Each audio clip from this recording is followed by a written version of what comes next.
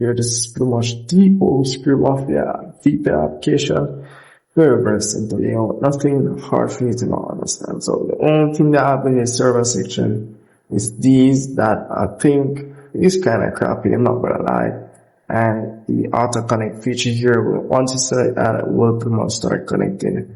And that's it.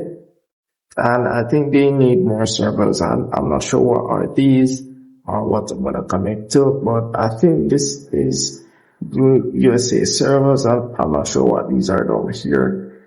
And at the top here, you have Australia servers. But then again, I'm still not even sure which server I'm using with this application here.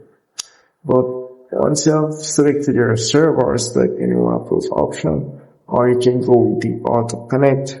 You just tap on this option here, down here, and it will ask for connection request. Just tap on OK, and you're pretty much good to go. So that's all easy it is to use the VPN application here. So if I missed anything at all, you have any complaints that you want, anything that you want to see, you can always leave a comment and we'll check it out. See you in the next one.